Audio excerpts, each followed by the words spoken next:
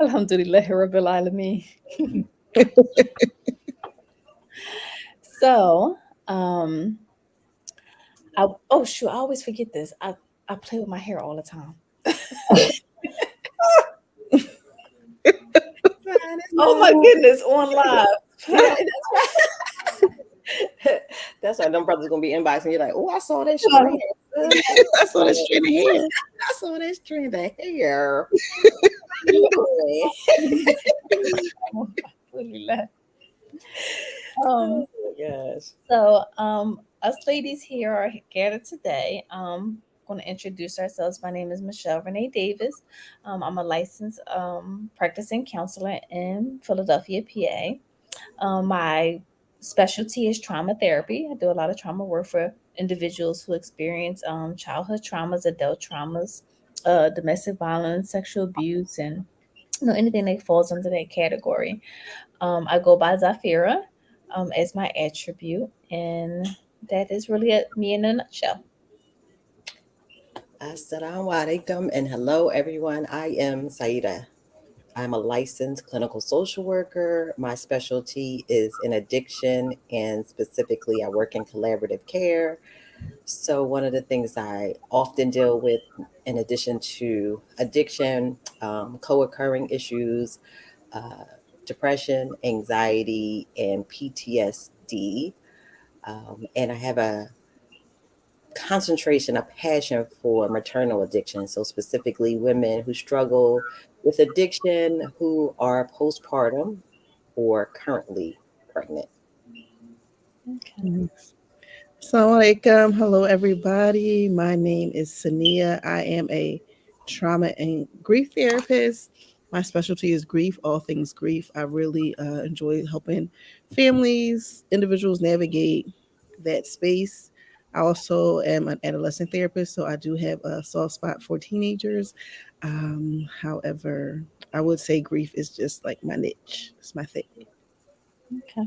Good, good. How long have you ladies been practicing? Mm. Mm. So my private practice is a baby, brand new, just 4 months. But I've been working in the field of mental health and addiction for 10 years. It's been 5 years for me. Okay.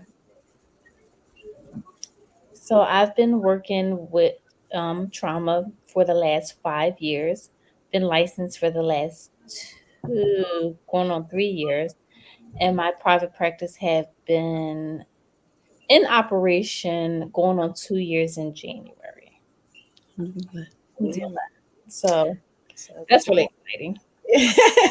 so Sania, what brought you to grief, bereavement? What brought you into that realm? So when I was thinking about going back to school to be a therapist, I thought I wanted to do marriage and family. Hmm. And so as I searched for programs, I came across the trauma and grief program, and I started to think about the climate in our city. And I remember being in a space where I was supporting a friend who had recently lost her cousin. Like in that moment, she called me down to the hospital, and I remember watching that family try to navigate that space with no support. And I was like, wow, if this is happening daily in our city and there's so many families who need support with navigating grief, then I definitely need to try to be one of those people. So that's kind of what happened. That's interesting because a lot of times, people come into this work and it's like a personal connection a lot of times. So the cliche is, oh, I just want to help people. You hear that a lot, especially when you in your programs and you're in school and they're like, oh, why did you want to become a therapist? Or I know in social work it's a big thing. Why do you want to be a social worker? And 9 times out of 10, people are like, oh, I just wanted to help people. And so the pushback is like, what does that mean? Because a lot of times that really has more to do with you than the individuals you're helping, right? Because you get something from helping people. So you have to do some reflection on like, what does that really mean? Like, I want to help people. Do you want to help people because you have some things that, you know, you want to work on, and being distracted by others people's problems or issues kind of allows you not to focus on your own stuff. So, you know, a lot of times I get a lot of that, especially in addiction. People want to know, am I a person in recovery? Um, and you know, or they'll ask things like, well, did you used to use, you know, and things like that. Um, and so I'm not a person in recovery, but I do have experience from. So my father struggled with addiction in some ways. So being a child of someone who, you know, has some struggles around addiction, gives me a different perspective. So a lot of times that allows people to put their guard down a little bit. Like, oh, okay, so all right, so you know, You might know a little something. right, right. You know, it's like, okay, okay, you cool, or you know, what they want to know, especially working in maternal addiction. Well, do you have children? Like, you know, people want to be able to connect a lot of times to Mm-hmm. the person that they're working with, the therapist that they're working with. And so sometimes that stuff does come up. Those are the questions. Now, when you're in school, did this happen to you guys? When you're in school, a lot of times they teach you, oh, you know, to kind of avoid those kind of questions, like, you know, not to really and you know, disclose personal information. Mm-hmm. So what has your experience been like with that kind of stuff? Well, for me, I had like when they were saying that, like, oh, you shouldn't.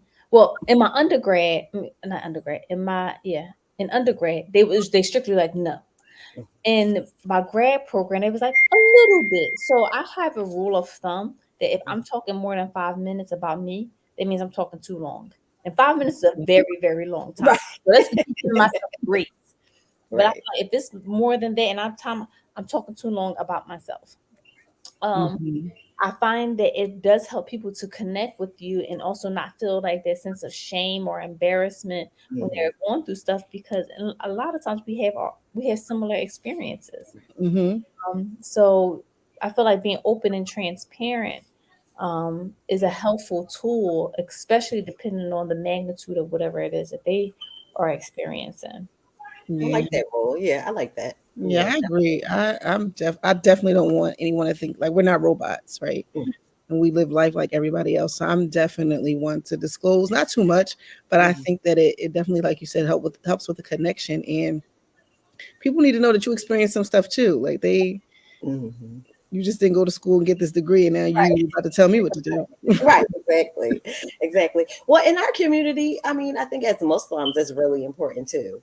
So, you know, for we talked about this, you know, when we were all talking before, just years ago was a lot more difficult to find clinicians who look like us. Mhm. And, you know, what I think is a blessing and what I've learned over the years is that I've had people be able to be less guarded um, when they see, you know, there's a Muslim clinician in the space, and not just Muslims, right? So other people who are connected to their faith in some way, because even if they're not Muslim, they feel like, well, at least this person has some type of faith, like they're identifiable. Like I know this person believes in something, and not that other clinicians don't, but as Muslims that cover and who are veiled, it's outward. We express it outwardly. So I've had a variety of people, if it be Muslims or Christians or whatever, feel very comfortable wanting to talk about spirituality, which, you know, we understand can be a strength um, because I identify as a Muslim and I'm outwardly expressing myself in that way. I shared this with you guys before. Like I have had people come into my office. I'm just working. This is when I was in the office Mhm. and say like, you know, well, I want to be able to talk about Islam or my Islam. I never even knew they were Muslim, right? Like it was something that they kind of hid away or felt like Mhm. it had to be secret. I think, especially in the arena of addiction, right? Because, you Mhm. know, there's this idea that as Muslims, we're not supposed to do X, Y, and Z. Mhm. And you just talked about that, Sania, like the humanness, right? Like Mm-hmm. Muslims fall, right? Like, you know, they err, they make mistakes. They had lives before Shahada, right? Mhm. And may continue to struggle with those things. So to be in a space where you can say, oh, you know, I am Muslim, you know, I believe in Allah, and Muhammad sallallahu alaihi wasallam, and I want to be able to incorporate that into my treatment plan or my goals or whatever I got going on. It's a sense of relief for a lot of people. Yeah. Absolutely. Mm. So we came here to discuss Let's talk the about it, impact y'all. of social media and the trends in mental health. Insta therapy is what they call it now. Insta therapy. I've seen. What's another word that they use? Oh gosh. Pop. Oh, pop psychology, or Mhm. pop therapy. But yeah, I've seen Insta therapy used quite frequently. So what are you guys thinking about that, between the reels, the videos, the different stuff that we see? Love-hate relationship with it. Yeah. Yes. Love that it's I so do. much information out there, but at the same time, it doesn't allow for people to understand that there are a lot of nuances to therapy and mental health. So they'll see something like, oh, such and such does this. They're narcissists. And it's like, no, Yes. Diagnosing people. you do not have the Oh my God. credentials to diagnose anyone. Like, you have no idea what you're talking about. And something is not even, don't even have narcissism. They might have tendencies, Mhm. which technically most people do. Honestly, everybody do, because it's about being self-absorbed. I mean, you have to have some level of self-absorption to be able to survive this thing called life. And first of all, if you open up the Quran and Allah subhanahu wa ta'ala says, save yourself and then your family from the fire. Well, what did he just tell you to do? Focus on you. That's a good perspective. That definitely is a good Mhm. perspective. I've never thought. I didn't think So, I about mean, he's telling you to focus on you. And then people will go and be like, oh, they selfish. Oh, and I was like, no, self-care, selfish is not the same. Everything is about moderation and balance. that. That's what you don't get when you're watching those reels. Mm-hmm. I think for me, just piggybacking off what you said, everything that you said, and then I appreciate that it's not, people aren't ashamed to talk about mental health anymore, right? So I think that's a good thing. I think people are willing and more open to go to therapy. It's not like a thing that you hide away. I think a thing that you shy away from, especially in our communities, because once upon a time, in our community, what happens in the house stays in the house, and you don't tell people your business. And so I appreciate that now, mental health is a thing. Like, people are talking about it, celebrities are talking about it, people are wanting to know about it. So I think that's a good thing. What I struggle with when dealing with grief, I struggle with how people use social media as like a tool when grieving, right? And in some ways, I think that it's a good thing to have that outlet and be able to share what you're going through. But I find myself wondering what those people are doing at night when social media is quiet and nobody's there to kind of interact with you or comment on your post. And so I think as a grief therapist, I struggle with that because I always worry, like, this person is very active on social media and they're sharing how they're feeling and everybody's commenting, but what happens to this person when it's quiet at night and there's nobody there to comment on the Instagram post? So I think it's like you said, it's like a love-hate thing that I have for it. Definitely, that's a good one. Social media, yeah, it's challenging. For all of the things that you mentioned, like, it's giving people access, right? Where an instant, immediate access to information, which definitely could be good. It's definitely enhanced awareness, not only around different types of mental illnesses or symptoms of mental illnesses, or just it humanized, I guess, a lot of people, were like, people were able to recognize, like, oh, I'm not the only one who experiences this or that. I think the most difficult thing I struggle with social media is misinformation. Of course, I've there's a variety of different things that I've seen more recently, especially with the increased awareness around xylazine, which people are calling the zombie drug, which we, you know, don't want to use that term, but it's, you know, it's what it's being identified as. And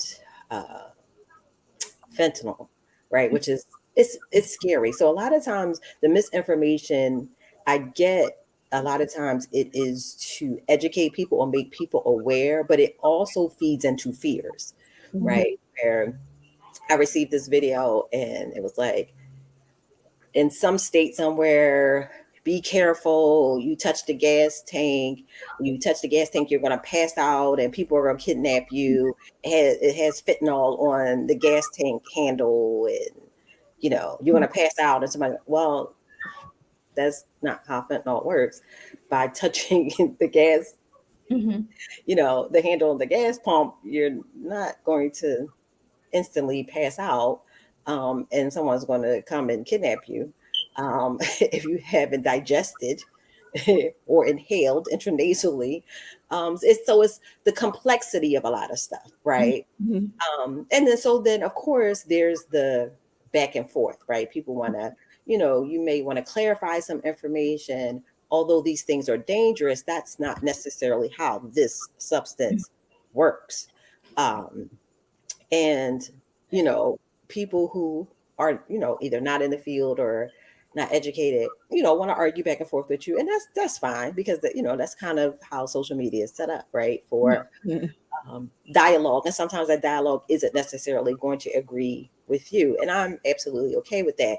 What I'm not okay with is misinformation, right? Where now you have a lot of information, as you said, like the diagnosing of certain things, right? Where we talked about this too, Zephyr, about, you know, the connection between, you know, correlation and causation, right? So things can be correlated, you know, and trigger something. You're like, oh, you know, is this related to the, but it doesn't necessarily result in causation.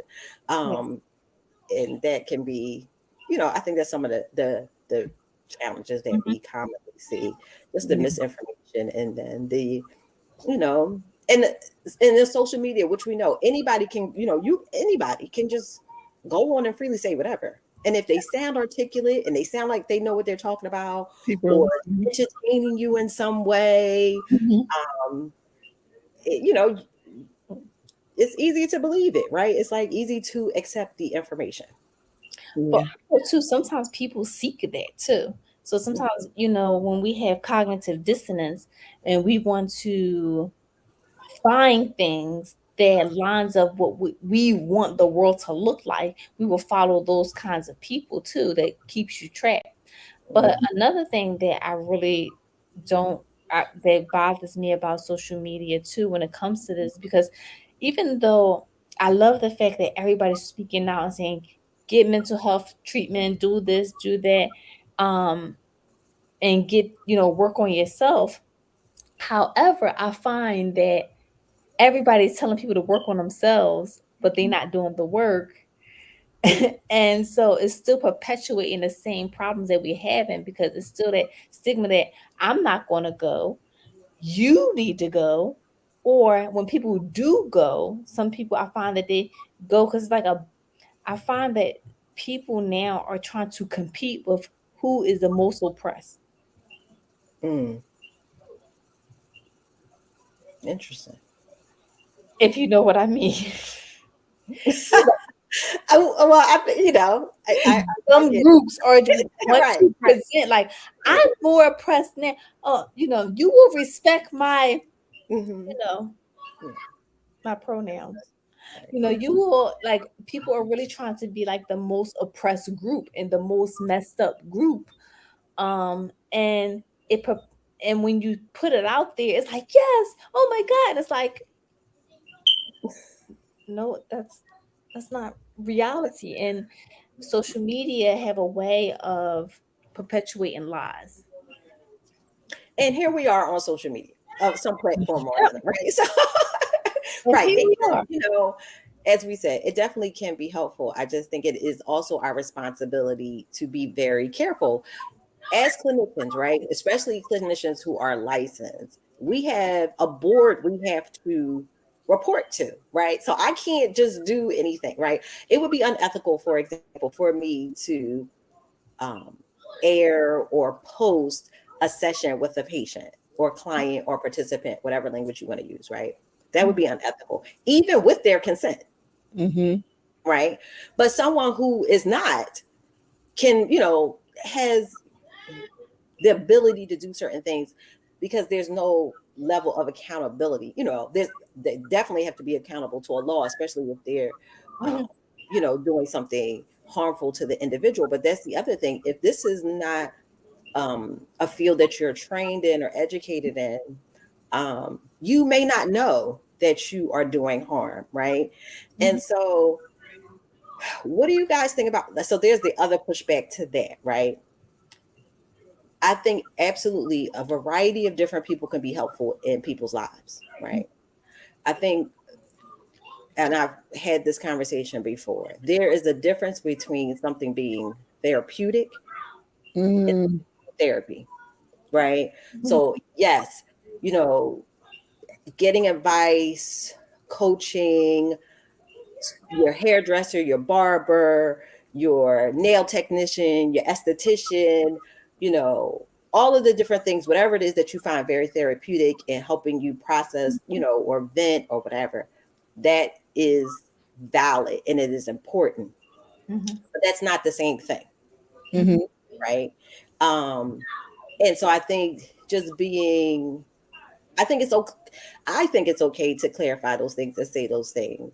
But I think there is pushback too, because it's like, well, and I recognize like therapy isn't for everyone, right? That is a choice that people have to make. People have to walk into that, and it has to be an informed consent, right? Like I have to be informed about this process that I'm about to go through. And you spoke on it, like work. It's work. It's not like, all right, I go, we have a conversation, boom, bam, we done, and everything's great and wonderful and fixed, right? Like that's just not how that works. Things can be very therapeutic and feel really good in the moment, right? And you can walk out of those things, whatever those things it is that you choose to do, and feel good about those things. But that doesn't necessarily mean that you've done the work for what the underlying issue is, right?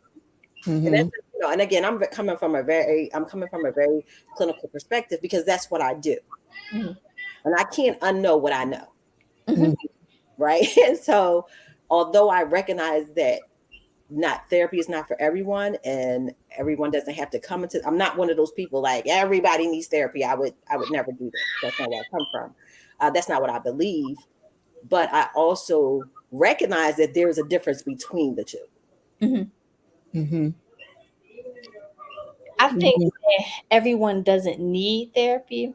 I think everyone can benefit from therapy. There you go. I like that. Yeah. Because when you're in your box, it's hard to see outside of your box. And so you may, I would say you're one decision away from living a different and better life. And sometimes you don't know what that is because you're in your box. You can't see outside of it. And I think that that's really, really helpful in that sense of figuring out what that may look like to improve your quality of life. Whether it's just changing a mindset. It doesn't always necessarily have to, I think that some people ability to cope with stressors and traumas and stuff is immaculate. It's easy for them. But even when you go through things, it still changed the way you may think about things. It may not be necessarily always helpful. Learning to unmask that and unpack that so that you can live well. So Nia, what you thinking? You thinking, girl? That brain is like, You see my brain? I literally like taking it all in.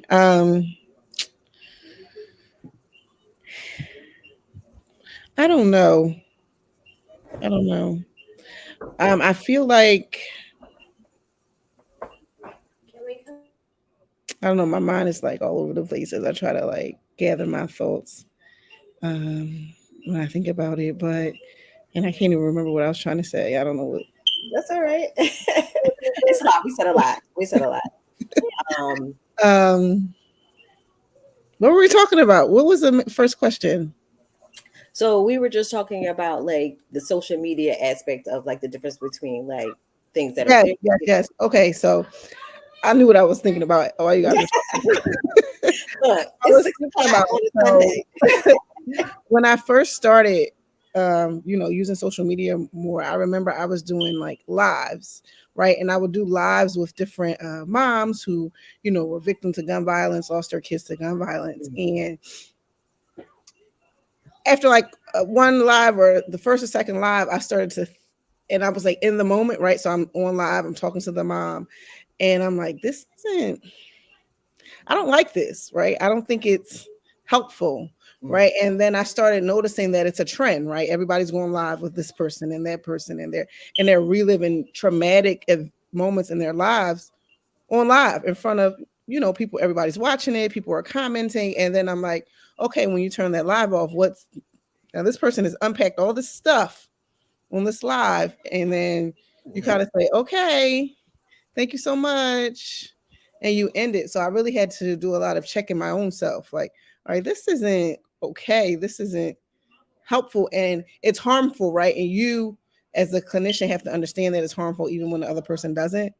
And so, now when I see it, I'm frustrated when I see that people are doing it more and more and more. It's becoming a thing because I don't think people realize how unhealthy it is to unpack stuff like that without the proper support.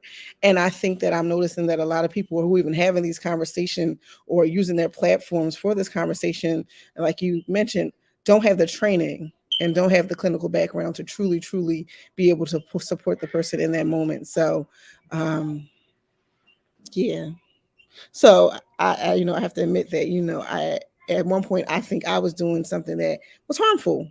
And I didn't realize it at first until I started to take a step back and look at what was going on and just kind of reflecting on what was happening to that person after they share their story with me on live, and really just having to call myself to the carpet a little bit, like, all right, girl, this I ain't love work. it. I love it because that also shows, that other piece, like we are human beings, right? And we will, even when you're doing individual therapy, there will be moments or times where you may think like, did I handle that in the proper way? Could I have done something differently? Right. And again, in the earliest stages, the early stage of social media, I think we're all trying to figure it out. Like even recently with starting the private practice, so much of the pushback has been, oh, you got to go live more. People want to see you. When I'm not, that is not something that I am comfortable with. And so I am still trying to navigate Mm-hmm. how best to have my social media or what to do with my social media. Mm-hmm. But to your point, right? A lot of people do like going live, and not only just like going live and watching people just disclose very personal information. And, as clinicians, you are thinking about, okay, after what happens after this. So Mm-hmm. the other thing too is people will often like post I think when it's in retail or you're selling goods is different, but like people will post like what a client said, right? Like, they, they work with me and they said this, and this. And I want to look into a bit more because I've also read that that's also could fall into some ethical issues as well, right? Posting like, the feedback from a person that you worked with or whatever. And Mm-hmm. I also question like, who is that for? Right. So I get that it could be for the promotion of your business, but as clinicians, our first and foremost concern is the individuals that we work with. Everything that we do and how we navigate is supposed to be about the protection of the client, regardless if it boosts your social media or your business or it looks cool or people give Yeah. you a heart or a thumbs up or whatever. Your first and foremost responsibility is the person you work with. And you said something very important. Even if they don't recognize that, hey, this potentially could be harmful, or this potentially may not be of benefit. And even as Muslims, right, we want to do things that are benefit to us in this life and the next. And so we have that extra component that we do, have to think about and consider. Mm-hmm. Absolutely. And I just want to like congratulate you on, introspection, because I think that what is important also too is to model the behavior that we want to see in other people. I think that that's a huge part of a therapeutic intervention. Sometimes they're like, "Oh, I'm sorry, my apologies. Mhm. I didn't, or this is what showing like that you can recover from any mistakes that you have done." Right there. Mhm. I've seen, because I've seen a lot of therapists where they don't take accountability for what they are doing, and it's like, no, just own it. It's okay. Mhm. Mhm. It's Mhm. okay. People will appreciate it so much more. Yeah, that humanness, right? That humanness, that ability to, and this is something that, I talk about a lot with my family and friends, that can be frustrating as a clinician, is when I can't show up and just be a person. Right. And I say Mhm. this all the time. I want to just be a person a lot of times, you know, I have all kinds of like funny t-shirts and sweatshirts that I wear, and they're kind of like therapy shirts or whatever. And I have this one that says, keep talking, I'm diagnosing you. And then it crosses out and it says, I'm listening. And a friend actually bought it for me. And a lot of times, I don't wear it too often, but a lot of times, people will say, like, oh, that's what you do when you talk to me, and then or that's what you're thinking when we're together. And I'm like, well, no, because I'm not getting paid for it. It's a job. I love my job. I do. I love what I do. But do you go around providing services for free? Like, and I want to be able to leave that part of myself Mhm. Yeah. at work, behind the computer. I want to be able to show up and have fun and just be Saida, and I want to just be a human being without that extra, Mhm. the extra pressure of that identity. It's a part of me, right? But I'm also, a wife, a mother. I'm a human being that, I may do this work, and anyone who knows me knows I'm very passionate about my work, but it really is something that I struggle with, where I'm in spaces. If I'm in a space where I feel like I just can't just be me and Mhm. just, Yeah. just be a person, just be a human being, without all of that like extra stuff that kind of people put on me. Mhm. I struggle with that. I struggle with just not being able to just show up and just, have a bad day or be silly, or, just, just be like everybody else, right? And just, Mm. just have a regular day. So Yeah, someone asked sure. a question that says, "Do you think social media support groups can cause more harm than good sometimes?" Well, I think it's to have a community is powerful, right? And you need a community. Um, and so I think it depends on what your intentions are. Are your intentions to come together and support one another because you have shared experience, or are you guys coming together doing something that again you don't have the training to do? And so maybe about 6 months ago, I had the pleasure of working with Mothers in Charge. So I was running a group for moms who lost their children to violence, and all ages, from older women who lost their children maybe 30 years ago, and to moms who maybe lost their sons maybe a month or two ago, right? And it's something powerful about that group of women, being able to share with one another, share how they navigated different spaces, how they got through it. But what I think that they did well is they were intentional about bringing someone in to provide additional resource. So I think that there's definitely power in community, but you have to know what your intentions are and be very clear on why you're forming the group. Mhm. Group work is definitely important. And I'll just say really quickly that there are different types of groups, right? So to answer the question, there are therapeutic groups, and there can be therapeutic groups that are on social media, and then you have peer groups, right? So peer groups are like those NAAA peer, what we call peer support groups. those groups are not facilitated or run by clinicians, right? And so I think having a social media support group is fine as long as it is very clear on the group, like what the clarity of the group, who's running the group, what is the model of the group, who's facilitating the group. As long as that information is clear and upfront, I don't see any harm in it, because you know what you're getting, right? If I'm entering into a peer support group, I know that this is not being facilitated by a professional. This is coming from what we call firsthand experience, right? And that those narratives and those stories are as important. They're very important and can be very helpful, versus a group that it says it's a clinical group where you're getting a professional who's coming in with a different perspective. Yep. Yeah, I totally agree with both of you ladies said. I think there's no harm in having a social media group per se.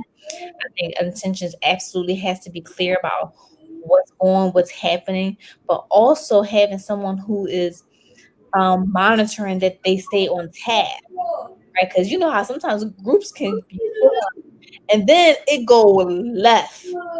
It's off to the races, and if no one is there to say, okay, this person is harmful for the group or that person is harmful for the group, it may definitely, like, some harm can happen, and it might disintegrate really, really quickly, really, really fast. So I Okay. think that is important. And that's also the difference between an open group, right, and a closed group, right? So open group is typically a group that is just revolving, right? People can start at any time. The group can be running for 6 weeks and you can still join. A closed group is more like a start and end date, right? And that's helpful for what you were talking about. Just kind of like, okay, we're starting here. This is going to be a 6-week group or an 8-week group. We're going to start here and end here. And then we can regroup and decide, are we going to do a part 2, or are we going to recycle or whatever? Which I miss. I used to do group therapy, and I had open groups. So it was endless. Like, I had people for 2 years. But in addiction, that's very common. Yeah. But I think, having groups and having community. First of all, we're Muslims. Muslims are very communal. Everything that we do is in community, right? So I would never say that we shouldn't have groups. But again, we have to be very careful around anything that we say or do that's connected to social media, right? And we have to tell our children, just because you see it on social media, it doesn't necessarily mean it's true. Even in schools, it's okay to question, right? We have learned over the years that not everything that we read in the textbooks and everything that was reported to us about history is not necessarily accurate. And in a respectful way, we can ask questions and, push back. And when it comes to groups or social media reels or things that you see, as consumers, you have the right to ask questions. Like, one, I always want to know what someone's background is, who's giving the information. What perspective are they coming from? Are you an educator? Are you a clinician? Are you an attorney? Because there's a lot of popular TV shows or social media personalities that disseminate information, and they're coming from that perspective, right? I'm an attorney and this is the information. So the information about depression, for example, from an attorney or from a teacher or from a clinician, from a psychiatrist, from a nurse, that information may sound a little different because that's their training, and that's how they're going to present that information. So it is important to know who's giving you the information and what training and perspective are they coming from, or are you just coming from firsthand experience, right? And that can be valuable too, right? And because we use peers in our work, we use peers all the time to help people in their healing journey, right? Because I may want to work with someone who is in recovery and has had firsthand experience what it's like to be on whatever substances or alcohol or whatever. I may have lost someone, right? And I can connect to a peer who's, they have, like you said, they have groups for moms who have lost their children. There's groups for moms who have lost not only adult children or infants. There's support groups for women and families who have lost their children to addiction specifically. So that's grief, right? But it has that caveat, right? It's grief, but this person was lost due to an overdose versus bereavement because the person died of cancer or some type of natural causes. So there's all types of groups that could definitely be supportive. Yes, and I just started a trauma group for women, which has been a lot. Oh, girl. They came in starting off strong, and I was just like, oh, y'all got a lot going on. I'm just kidding, but that's the kind of stuff that I I had to get one of my mugs. You need one of these. yes, I really do need the emotional support mug. I feel like That's a support mug. Look, it's funny the emotional support. Like, the first group, because I wasn't, and they caught me off guard.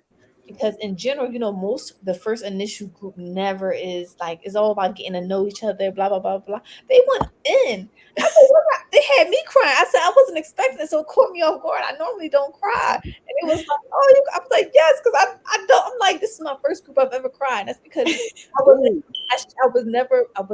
didn't prepare myself for their transparency and honesty and the support that they decided to give me. Because I said, y'all something else. So this second group, I was okay. I wanted to You ready? but I let it. I sucked it. I said, I already know what you're trying to do. You're not with me. Like I was on my toes this time. Mhm. Last time I just was not expecting it because they getting to know each other and girl, that just one left. Look, I think we've all had those moments. All right, ladies. So we got like 4 minutes. What do we want to wrap up with? Anyone, anything in particular? Are there any? I know we had a bunch of questions. Was there any more questions that we didn't? I know we just, we've been going. No, it wasn't a question. It was really more so people, just like comments saying like that's true or things like that. So you just said you did so what you're working on now is a trauma group, which is awesome. It's a big conversation again on social media about trauma. And there's all types of trauma, right? We got complex trauma. We have all kinds of trauma. And what do you want to say about that? Because I want us to also inform people, right? You can be having a very difficult time in your life, all do, right? That's not necessarily trauma. And trauma is not, again, it's not necessarily an event, right? One particular event, but it's how you respond to the event, right? And so trauma for one person can look very different than someone else. Again, part of the social media challenge is that things are multi-layered and complex, right? And we both could be all three of us could be in the same car accident, and I pray Allah protect us from that and me. But we all could be in the same car accident. One of us walk out and feel like that was a traumatic experience, and two of us feel like it wasn't. Mm-hmm. Right? And so, as someone who's doing a trauma group, what do you think about that? And why did you start a trauma group? Well, one, that's my passion and my love is trauma in general. Like I just love assisting people through their whole journey process. But one of the things that I have learned since being like a trauma specialist is two things. One, trauma is the story that we create about what happened.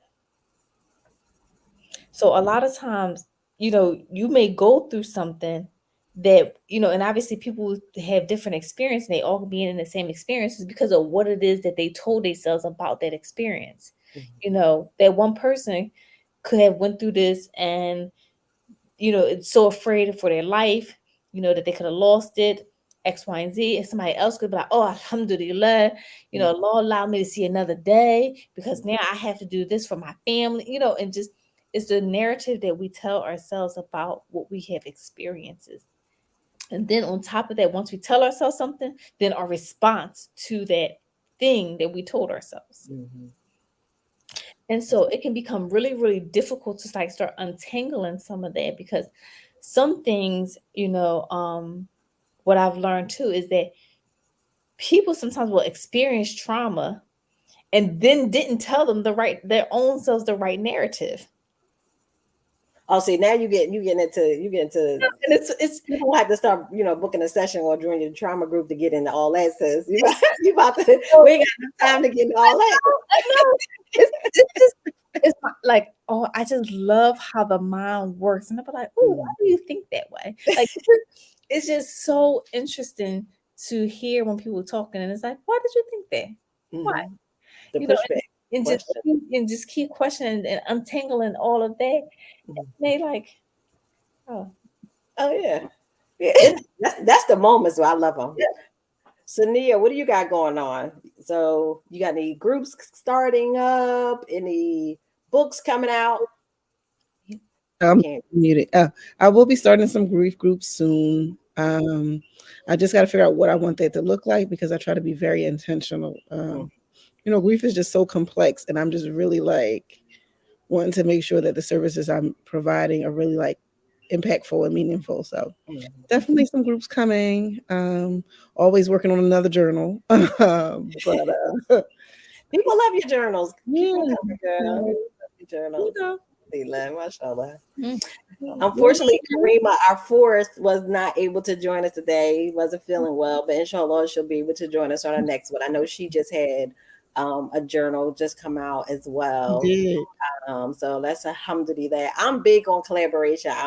Anybody knows me, I'm big on collaboration. I'm big on supporting other sisters, other Muslims, other people of color, just humanity, just people. I'm big on, so I'm not one of those like, if you got something going on, I'm there. Yeah. I'm going to support. I'm going to cheer. Collaboration is so helpful because this is what I love as far as collaboration. Like, in doing this work, I absolutely come across grief. People who struggle with addiction die. People die all the time, right? It is a consequence of addiction. Mhm. But I would not consider myself a grief counselor, right? That's not my niche. That is not my specialty, right?